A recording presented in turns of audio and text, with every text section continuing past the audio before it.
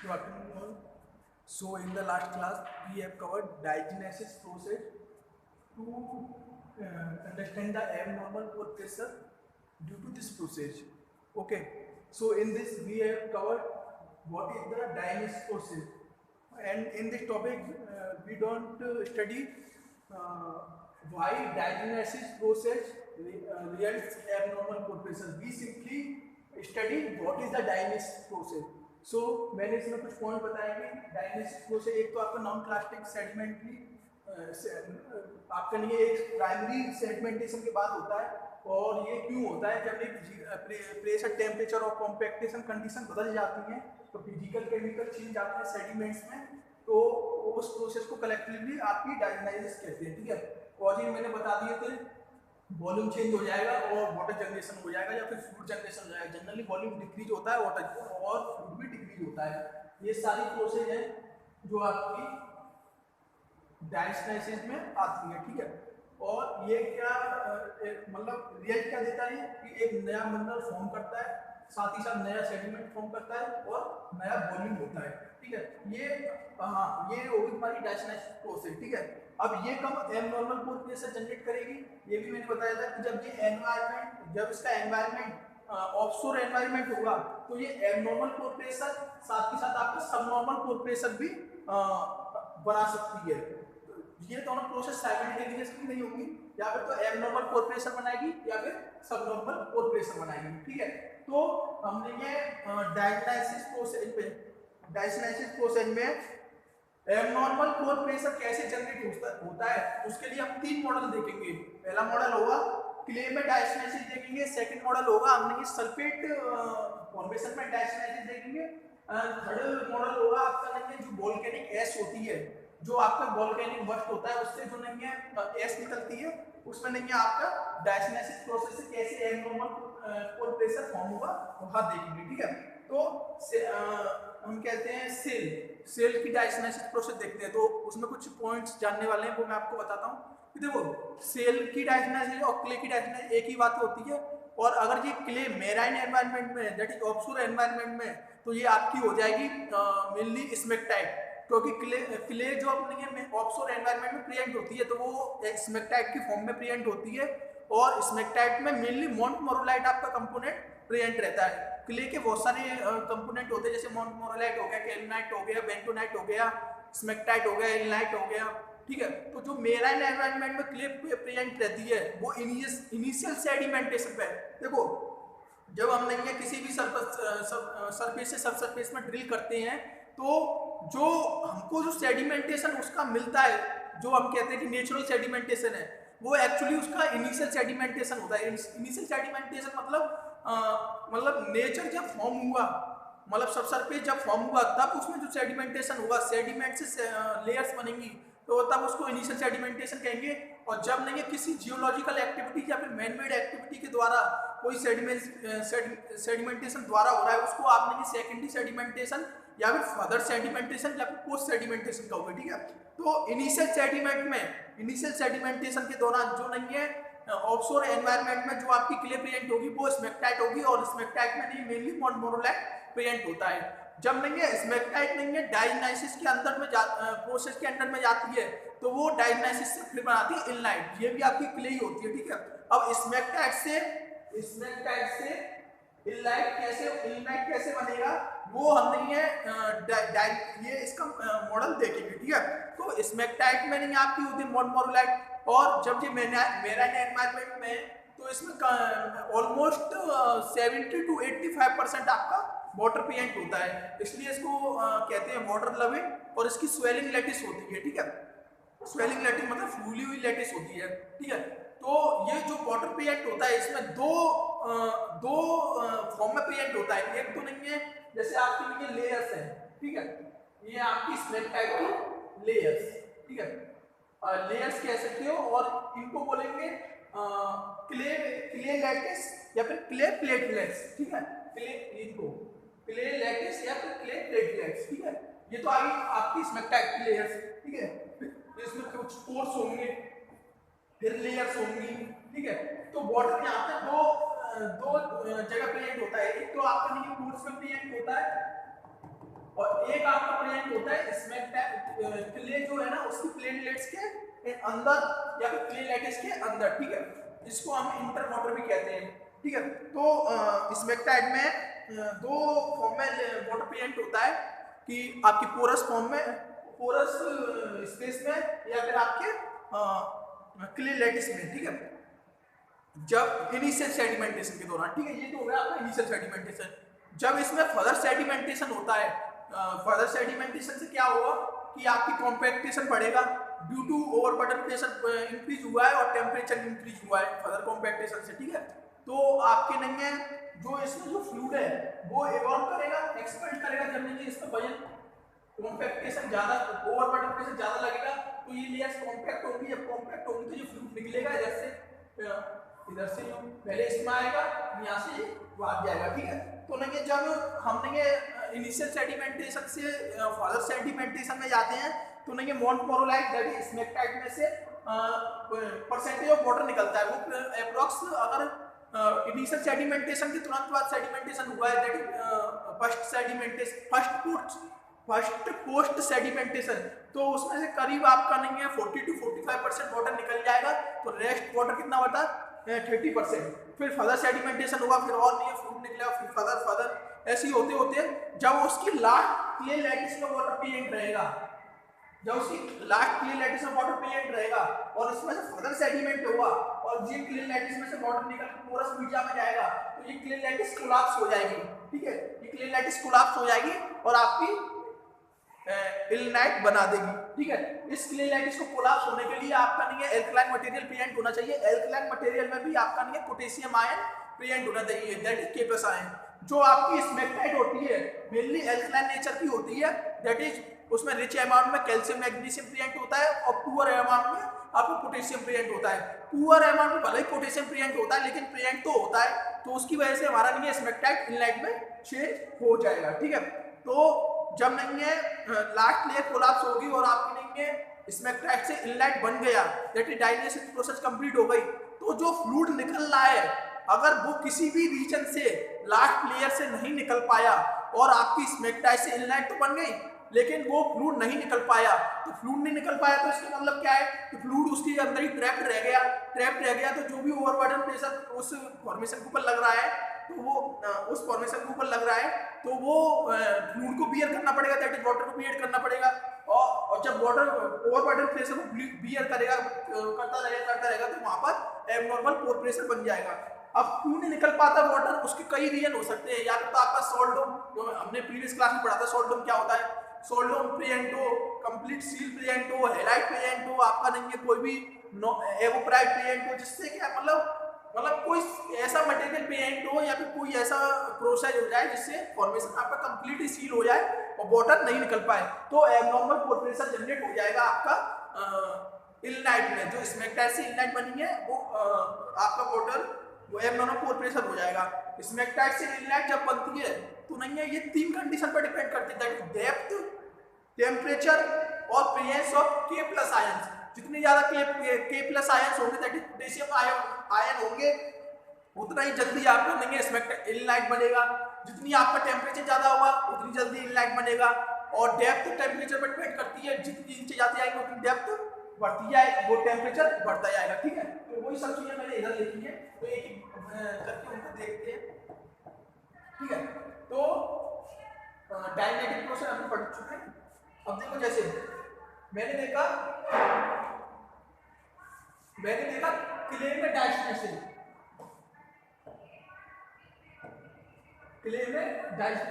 इन marine environment, initial sedimentation के दौरान marine environment में प्रेजेंट होता है स्मेक्टाइट मेनली कहते हैं मोनोपोरोलाइट, ये वाटर लविंग होता है और स्वेलिंग लैटिस होती है, दैट इज 70 to 85% वाटर होता है इसमें, ये दो फॉर्म में होता है पोरस में और क्ले प्लेटलेट्स में। ये एनवायरनमेंट जनरली एल्कलाइन होता है, that is rich in calcium and magnesium और पुअर इन पोटेशियम, ठीक है। और फर्दर सेडिमेंटेशन होगा due to overlap formation increase in overburden pressure and temperature, तुम्हारा नहीं है कॉम्पैक्टेशन फिर बढ़ेगा, फिर फ्लूइड एक्सपेंशन होगा तो मोनोपोरोलाइट से 30% वाटर रेस्ट रह जाएगा और आपका 40 to 45% निकल जाएगा, ठीक है।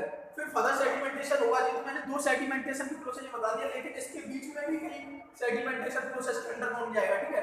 फर्दर सेडिमेंटेशन होगा, ओवरबर्डन लोड बढ़ेगा, टेंपरेचर बढ़ेगा, कॉम्पैक्टेशन द्वारा होगा, एक्सपेंशन होगा। जब लास्ट लेयर में वाटर एक्सपेल्ड होगा clay lattice to pore space में, तो वो क्ले लैटिस कोलैप्स हो जाएगी और in presence of K+ ion तो आपका मोनोमोरोलैक से इनलाइट बन जाएगा डायनासिस प्रोसेस के थ्रू। मोनोमोरोलैक स्मेक्टैट भी मेनली स्मेक्टैट मोनोमोरोलैक होती है, ठीक है। नेक्स्ट है आपका ये सब चीज मैंने अभी बता दी है, बस नोटिस करना। अगर वाटर किसी भी तरीके से एस्केप नहीं हो पाया कॉम्पैक्टेशन के दौरान, स्मेक्टैट से इनलाइट बनने के दौरान, तो आपका एब्नॉर्मल पोर्शन जनरेट हो जाएगा इनलाइट में। स्मेक्टैट टू इनलाइट किस चीज पे डिपेंड करते हैं, टेंपरेचर, डेप्थ, टेंपरेचर और आयंस। जितना ज्यादा टेंपरेचर ग्रेडियंट होगा उतना एक्टिविटी जल्दी अटैच होगी। एक्टिविटी मतलब स्मेक्टैट टू इनलाइट, ठीक है। जितना कम होगा उतनी मतलब एक्टिविटी, अगर टेंपरेचर ज्यादा होगा तो एक्टिविटी सैलो डेप्थ पे अगर हो जाएगी, अगर टेंपरेचर कम होगा तो एक्टिविटी डीपर डेप्थ पे अगर होगी। तो नहीं ये आपने मॉडल पढ़ लिया क्ले डायस्टाइसिस का, उसमें एब्नॉर्मल पोर प्रेशर क्यों होता है, डायस्टाइसिस प्रोसेस के थ्रू। देखो अगर डायस्टाइसिस नहीं होता तो आपका नहीं है इनलाइट, स्मेक्टैट से इनलाइट नहीं बनता, और स्मेक्टैट से इनलाइट नहीं बनता तो फ्लूइड का एक्सपल्शन भी नहीं होता, फ्लूइड अपनी जगह पे ही रहता। तो फ्लूइड अपनी जगह पे रहता तो वो नहीं है कोई भी आपका नहीं है फ्लूइड ट्रैप नहीं होता, तो आपका नहीं है एब्नॉर्मल पोर प्रेशर भी नहीं होता। तो डायस्टाइसिस प्रोसेस हुई तो आपका एब्नॉर्मल पोर प्रेशर जनरेट होगा क्ले मैट्रिक्स में इन एराइड एनवायरनमेंट में। सेकंड आता है आपका diastasis in sulphate formation. Sulphate formation calcium sulphate ले लो, अगर उसमें वाटर प्रेजेंट है तो कैल्शियम सल्फेट बॉन्ड 2H2 ले लो, दैट इज आपका कैल्शियम सल्फेट और 2 मोल ऑफ वाटर प्रेजेंट होते हैं तो उसको बोलते हैं जिप्सम। जब ये डायस्टाइसिस प्रोसेस के थ्रू जाएगा तो ये बनाएगा calcium sulphate, that is anhydride, इसमें से वाटर मॉलिक्यूल निकल जाएगा, लार्ज वॉल्यूम ऑफ वाटर निकलेगा। इसके कारण अगर कैल्शियम जिप्सम में आपकी डायस्टाइसिस प्रोसेस होती है तो उसके कारण जो एनहाइड्राइड बनता है उसका 30 to 40% ओरिजिनल वॉल्यूम डिक्रीज हो जाता है। जैसे इसका मालूम है, अगर इसका वॉल्यूम 100 गैलन है, ठीक है, तो ये समथिंग 70 गैलन है, 60 to 70 गैलन रह जाएगा। तो आपका 30 to 40% वॉल्यूम घट गया ड्यू टू डायस्टाइसिस, ठीक है। अब इसमें से जब ये फ्लूइड निकल रहा है और वो किसी भी रीजन से नहीं निकल पाया, चाहे तो आप ये मान लो कोई सील प्रेजेंट हो, जैसे मैंने इधर लिख के रखा है, अगर हैलाइट और एनहाइड्राइड सीक्वेंस प्रेजेंट है, पहले हैलाइट फिर एनहाइड्राइड, ठीक है, फिर हैलाइट फिर एनहाइड्राइड, फिर हैलाइट फिर एनहाइड्राइड, तो ये तुम्हारी हो गई एनहाइड्राइड। तो इसमें से वाटर निकलना चाहेगा तो नहीं निकल पाएगा क्योंकि हैलाइट आपका एक एवोप्राइट होता है, ठीक है, और एवोप्राइट कंप्लीट सील कर देता है जिस फॉर्मेशन के ऊपर नीचे होता है, ठीक है। तो इधर से वाटर नहीं निकल पाएगा ना इधर से निकल पाएगा, तो आपका वाटर ट्रैप हो जाएगा और एक एब्नॉर्मल पोर प्रेशर जनरेट करेगा। तो यही मैंने चीजें यहाँ पर बताई हैं कि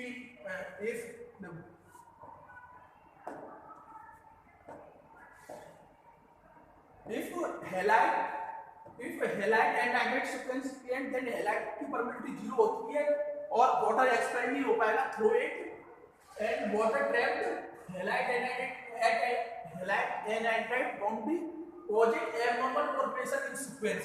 ये तो मैंने हैलाइड का एक एग्जांपल दे दिया है, किसी और कोई भी रीजन होगा तो उसको भी हम कंसीडर कर सकते हैं एब्नॉर्मल पोर प्रेशर के लिए, ठीक है। तो ये हो गया तुम्हारा नहीं है सल्फेट फॉर्मेशन में कैसे एब्नॉर्मल पोर प्रेशर जनरेट होता है डायनासिस की वजह से। तीसरा आता है आपका डायनासिस इन वोल्केनिक एश। अगर किसी फॉर्मेशन में वोल्केनिक एश प्रेजेंट है और उसमें से उसका डायनासिस हुआ तो वोल्केनिक एश जब डायनासिस प्रोसेस के अंडर पहुंच जाती है तो वो आपकी इवॉल्व करती है एक तो मीथेन गैस, एक कार्बन डाइऑक्साइड गैस और एक क्ले पार्टिकल, ठीक है।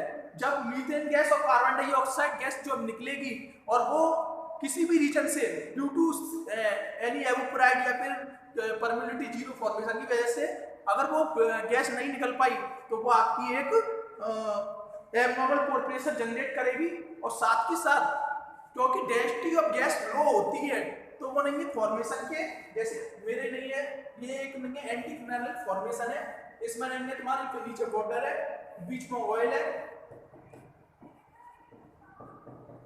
और ऊपर गैस है, ठीक है।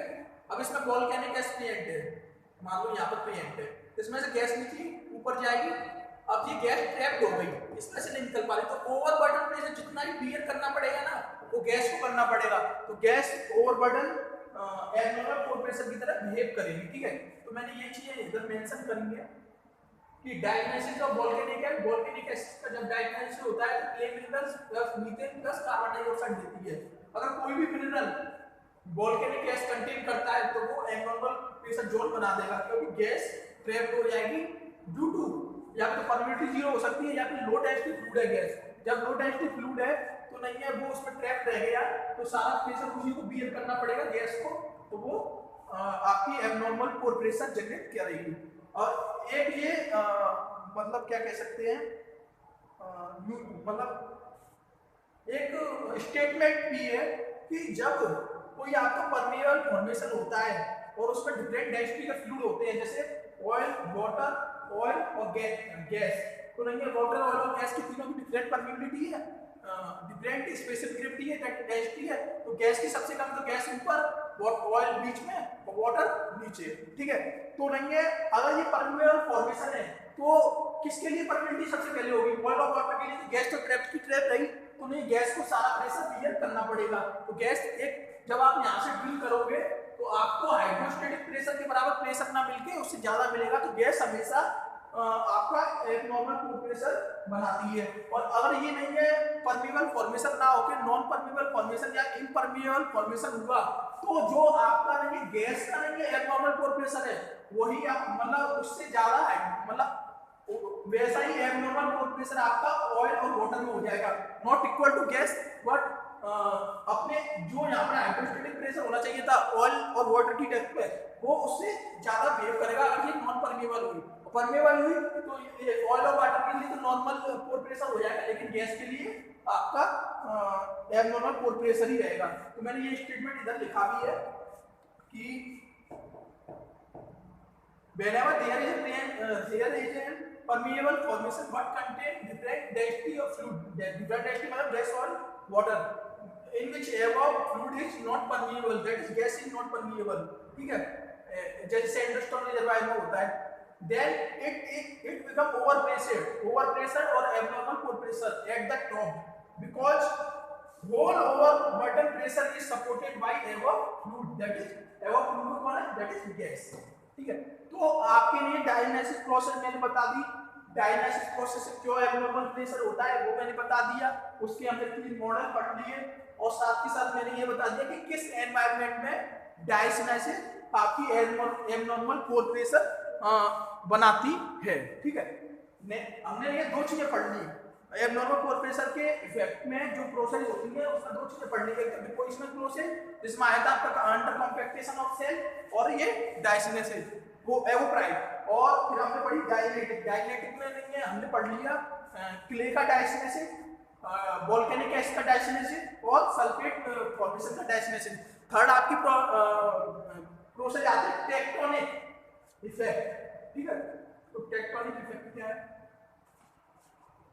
तो टेक्टोनिक इफेक्ट में 3 तरह के होते हैं, फोल्ड, फॉल्ट एंड, देखो टेक्टोनिक इफेक्ट होते हैं जो आपके जियोलॉजिकल कंडीशन के द्वारा हो, नेचुरली हो, जैसे आपका प्राइमरी सेडिमेंटेशन होगा फिर उसमें नेचर में कोई प्रॉब्लम आई, अर्थक्वेक वगैरह कुछ भी आया तो उसके कारण जो नहीं है आपका चेंजेज आएंगे, मतलब उसमें आपकी सबसरफेस जियोलॉजी में वो आपकी टेक्टोनिक इफेक्ट में काउंट किया जाएगा, जैसे फोल्ड हो गया, फॉल्ट हो गया और अपलिफ्टिंग हो गई।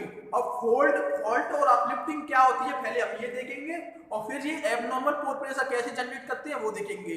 तो जब नहीं है फोल्ड क्या हो गया, अब पहले बात करेंगे फोल्ड की। ठीक है, folding that is fold, fold की फोल्ड FOLD, और दूसरा होता है फोल्ड FOLAULT, और तीसरा होता है अपलिफ्ट मेनली। ठीक है, अपलिफ्ट। ठीक है, तो पहले बात करते हैं फोल्ड की। फोल्ड कब जनरेट होता है, फोल्ड क्या होता है, कब जनरेट होता है, कैसे होता है, ये सब मैं बताता हूँ कि देखो फोल्ड होता है टेक्टोनिक इफेक्ट के कारण। ठीक है, सेकंड फोल्ड जब होता है जब आपका नहीं है जैसे आपका नहीं है ये आपकी जियोलॉजिकल बेड है और यहाँ पर ओवरबर्डन प्रेशर लग रहा है, तो कहीं पर ओवरबर्डन प्रेशर ज्यादा हो और कहीं पर कम हो, मतलब ओवरबर्डन प्रेशर हॉरिजॉन्टली वेरी करे, यहाँ पर 10, यहाँ पर 20, तो यहाँ पर 10, तो यहाँ पर 20 psi पर फीट ओवरबर्डन प्रेशर ग्रेडियंट। तो ये तो 10 है और ये 20 है, तो ये थोड़ा इस पे ज्यादा प्रेशर लगेगा, इस पार्ट पर ज्यादा प्रेशर लगेगा। ज्यादा प्रेशर लगने के कारण ये पार्ट कुछ इस तरीके से चेंज हो जाएगा, कुछ इस तरीके से चेंज हो जाएगा। ये तो यही रहा, ठीक है, ये नीचे चला गया, ठीक है, सिमिलरली ये भी नीचे चला गया। तो ये वाले structure due to difference in overburden pressure horizontally इस स्ट्रक्चर में चेंज हो जाएगी, ठीक है। तो मैं कह सकता हूं फोल्ड की वजह से स्ट्रक्चर इसमें चेंज हो गई, ठीक है। तो आपका ये फोल्ड स्ट्रक्चर हो गई, मतलब फोल्ड हो जाना एक तरीके से, ठीक है। तो इसमें जो फ्लूइड होगा, जैसे इस रॉक लेयर में फ्लूइड बनता है, ठीक है, फ्लूइड बनता है, ठीक है। अब जब ये फ्लैट लेयर थी, ऐसे फ्लैट लेयर थी, तब भी इसका फ्लूइड बनता था। अब ये वाली लेयर इसमें चेंज हो गई, ठीक है। तो मैंने इसको यूं कर दिया, तो इसमें फ्लूइड कंप्रेस होगा, ओवरबर्डन प्रेशर की वजह से तो होगा ही होगा, ओवरबर्डन प्रेशर की वजह से तो होगा ही होगा। फिर साथ में इस इधर से फोर्स लग रहा है इस पे और इधर से फोर्स लग रहा है, वो भी तो नहीं है प्रेशर के काउंट होगा, प्रेशर में काउंट होगा।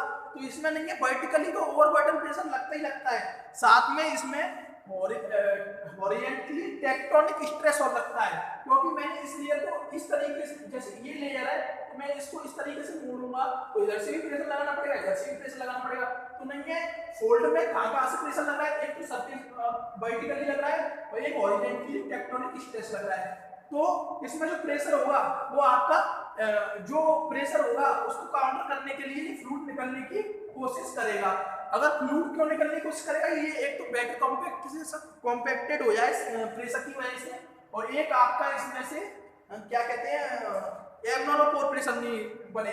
अगर ये फ्लूइड किसी भी रीजन से नहीं निकल पाया, किसी भी रीजन से, या फिर तो आपकी सील फॉर्म है यहाँ पे, या फिर आपको एवोप्राइट फॉर्म है, किसी भी रीजन से ये नहीं निकल पाया, तो ये एक एब्नॉर्मल पोर प्रेशर जनरेट करेगा, और ये एब्नॉर्मल पोर प्रेशर आपका ओवरबर्डन प्रेशर से भी ज्यादा हो सकता है। सुनो, मैंने डिपोजिशन में कहा था कि हमेशा abnormal pore pressure overburden pressure से कम होगा।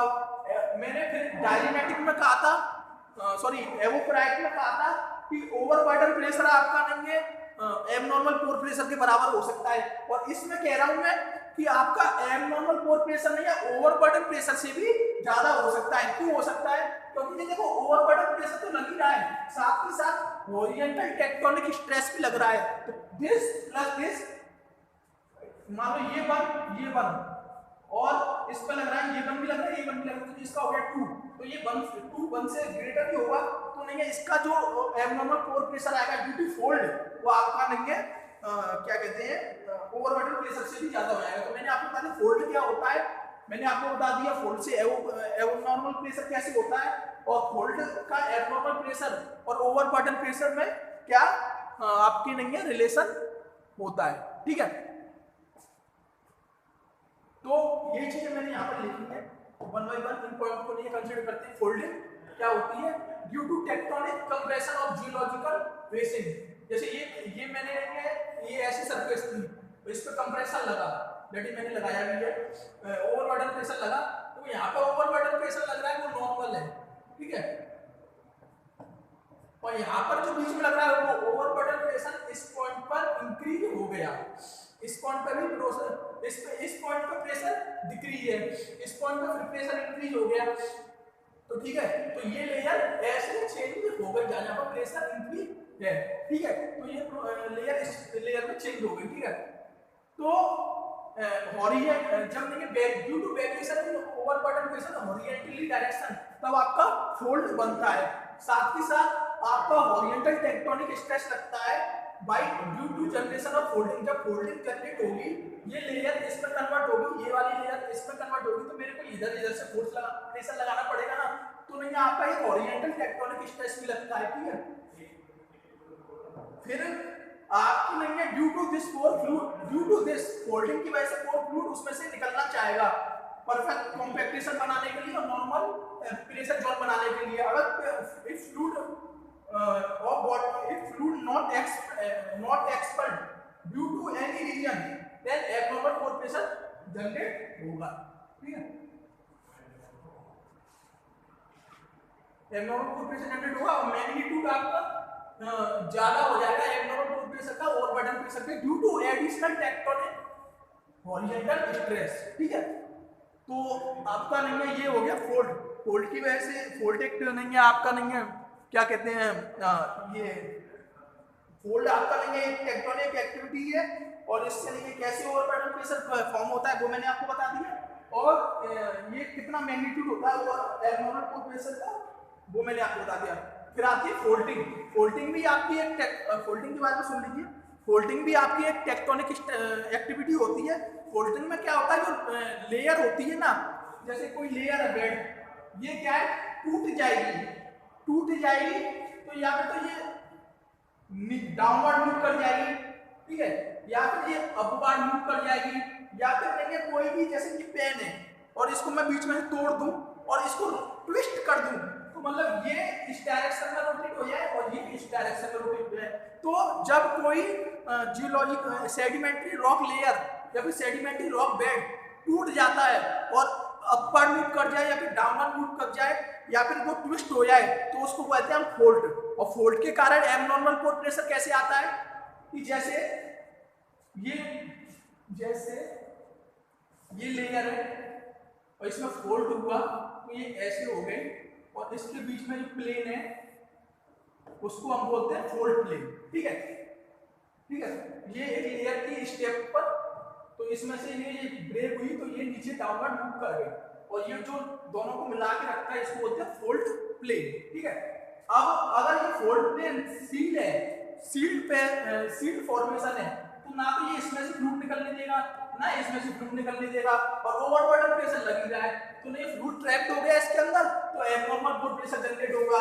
अगर ये सील नहीं है तो फ्लूइड इससे निकल के इसमें पहुंच जाएगा और इससे निकल के या फिर इसमें पहुंच जाएगा तो नहीं है ओवरबर्डन ऊपर में बाहर नहीं निकलेगा कहीं पर भी तो नहीं है ऊपर वाली फॉर्मेशन में एब्नॉर्मल पोर प्रेशर जनरेट हो जाएगा।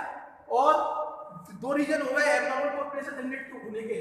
तीसरा रीजन क्या होगा कि इस डेप्थ पर जैसे ये वाली लेयर इस डेप्थ पर थी फिर नहीं है जो उसका आधा टूटा हुआ पार्ट था तो नीचे आ गया, ठीक है, कुछ डेप्थ नीचे आ गया तो मान लो यहाँ पर आइडेंटिटी प्रेशर 10 psi था, ठीक है, लेकिन डेप्थ पर आता भी 10 psi है पर इस पर नहीं आप नहीं डेप्थ पर चला गया पर फिर नहीं इस पर नहीं डेप्थ पर चला गया तो ओवरबर्डन प्रेशर बढ़ेगा, साथ ही टेम्परेचर बढ़ेगा, साथ ही साथ कॉम्पैक्टेशन बढ़ेगा।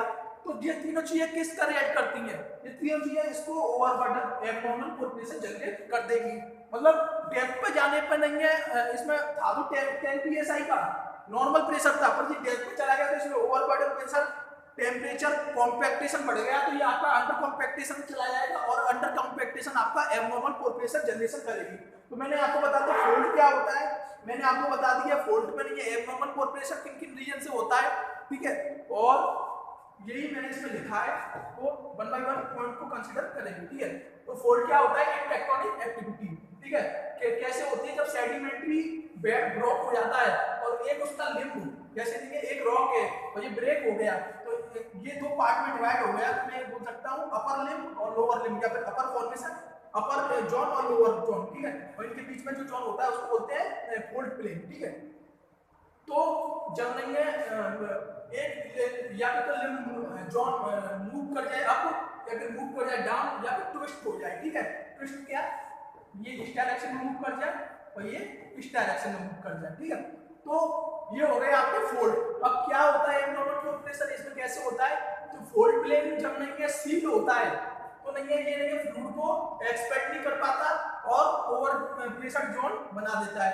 फोल्ड प्लेन जब नहीं है नॉट सील होता है तो क्या करता है लोअर डाउन ब्लॉक को ट्रांसफर करेगा फ्लूइड को to upper block and upper block fluid को निकाल नहीं पाएगा और उसको प्रेशर लगेगा तो ये ओवर प्रेशर हो जाएगा या फिर ऐसा होगा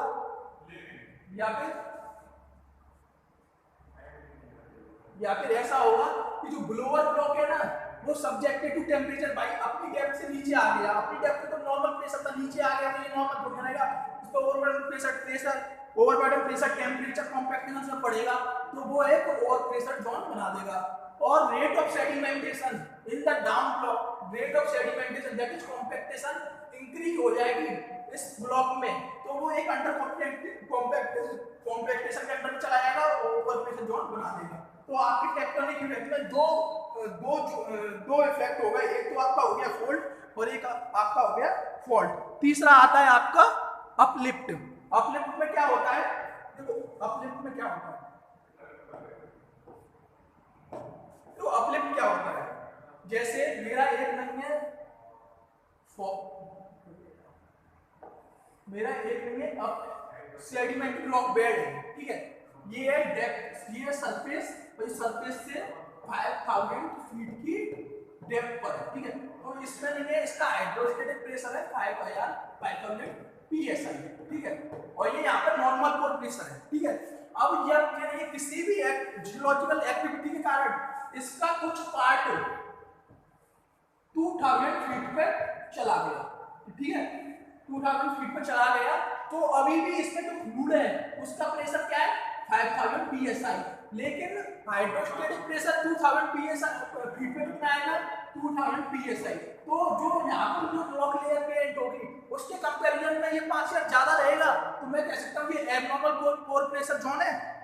भाई यहाँ पर तो नॉर्मल कोर प्रेशर 2000 है, लेकिन जो 5000 क्योंकि यहाँ से टूट के आ गया, लेकिन जो उसके अंदर फ्लूइड है वो तो वही भर रहा है, तो उसमें नहीं फ्लूइड का प्रेशर होगा, कोर में जो फ्लूइड भर रहा है उसका प्रेशर होगा, वही आपको फॉर्मेशन प्रेशर होगा, तो 2000 कंपैरिजन में 5000 आपको ज्यादा हो गया, 5000 ज्यादा हो गया, तो इसको एब्नॉर्मल कोर प्रेशर जोन कह सकता हूं। तो अपलिफ्टमेंट के कारण एब्नॉर्मल कोर प्रेशर, अपलिफ्टमेंट कैसे होती है ये मैंने बता दिया, और अपलिफ्टमेंट के कारण कैसे एब्नॉर्मल कोर प्रेशर जोन बनता है ये मैंने बता दिया। और ये एब्नॉर्मल कोर प्रेशर जोन और भी ज्यादा हो जाएगा जब इसका मूवमेंट नहीं है ओवरबर्डन प्रेशर के इरोजन के साथ होगा, ठीक है। If uplift followed by erosion of overburden then this overpressure is further increased, ठीक है।